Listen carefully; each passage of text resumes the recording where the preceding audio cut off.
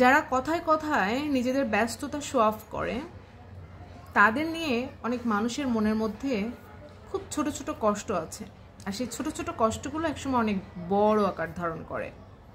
ধরেন, আপনি একজনকে খুব পছন্দ করেন, তো তার কাছ থেকে আপনি সময় চাচ্ছেন, ফোন করছেন বারবার, কিন্তু সে ফোন ধরা মাত্রই বলছে আমি ব্যস্ত আছি, আমাকে পরে ফোন করো।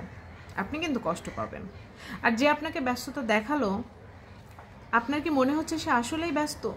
প্রকৃত অর্থে সে অন্য কোথাও সেই টাইমটা দিতে আপনাকে ব্যস্ততা দেখিয়েছে। তার মানে প্রতিটা মানুষেরই সুখের আলাদা আলাদা জায়গা থাকে, ভালো লাগার আলাদা আলাদা জায়গা থাকে, ভালোবাসার আলাদা আলাদা জায়গা থাকে। বিষয়টা এমন নয় যে আপনি যাকে ভালোবাসছেন সে সবসময় আপনাকেই ভালোবাসবে। বিষয়টা এমন, আপনি হয়তো কাউকে ভালোবাসেন, সে হয়তো কাউকে ভালোবাসে। এবং সবসময় মনে রাখবেন, যে যাকে ভালোবাসে সেই তাকে সময়টা দেয়। আপনারা খুব খেয়াল করে দেখবেন, আমাদের ম্যাক্সিমাম মানুষই জীবনের কোনো একটা সময় কারো প্রেমে পড়ে। তো যখন তার কেউ কারোর প্রেমে পড়ে, তখন খেয়াল করবেন ওই দুজন মানুষকে সময় দেওয়ার জন্য তারা বাকি পৃথিবীর সব কিছু বন্ধ করে রাখে। তারা দেরিতে খায় বা তারা কখনো কখনো খাওয়া বন্ধ করে দেয়, কারণ ওই সময়টুকু বাঁচে প্রিয় মানুষটাকে দেবে। তারা অনেক গুরুত্বপূর্ণ কাজকে ফেলে রাখে, কেননা ওই গুরুত্বপূর্ণ কাজের সময়টাকে তার ওই প্রিয় মানুষটাকে দিবে। তার মানে মানুষ যাকে ভালোবাসে বা যা করতে ভালোবাসে, এমনও আছে অনেক মানুষ এখন ফোন চালাতে অনেক পছন্দ করে। তো দেখা যায় আপনি ফোন করলে হয়তো ব্যস্ততা দেখাচ্ছে ঠিকই, কিন্তু আপনার ফোন কলটা কেটে দিয়ে সে ফোন চালানো শুরু করছে।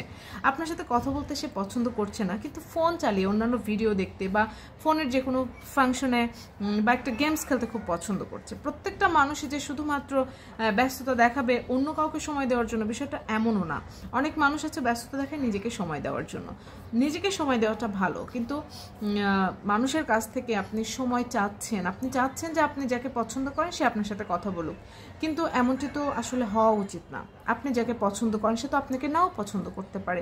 তো তাই জন্য নিজের হ্যাপিনেসকে কারোর উপরে ডিপেন্ড না করায় নিজের হ্যাপিনেসকে নিজের উপরে ডিপেন্ড করান, তাহলে দেখবেন আপনি আপনার খুশির সামগ্রী আবিষ্কার করতে পারছেন। আর আপনি যদি মনে করেন ওই ব্যক্তির সাথে কথা বললে আমার ভালো লাগে, ওই ব্যক্তির সাথে গল্প করলে আমার ভালো লাগে, ওই ব্যক্তির সাথে সময় কাটালে আমার ভালো লাগে, তাহলে দেখবেন ওই ব্যক্তিটা আপনার জীবন থেকে সরে গেলে আপনার জীবনে পুরোটাই শুধু দুঃখে এবং কষ্টে জর্জরিত হয়ে যাবে।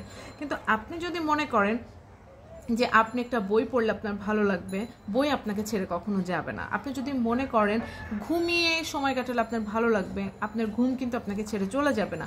আপনি যদি মনে করেন এমনি অন্ধকার রুমে শুয়ে থাকতে ভালো লাগে, তাহলে অন্ধকার রুম আপনাকে ছেড়ে কখনোই চলে যাবে না। এই জন্য নিজের হাসি খুশিকে নিজে থেকে আসলে তৈরি করার চেষ্টা করেন। কখনো অন্যের উপরে ডিপেন্ড করে নিজেকে হাসি খুশি রাখার চেষ্টা করবেন না, তাহলে অন্য কেউ ছেড়ে গেলে আপনার কষ্ট বাড়তেই থাকবে।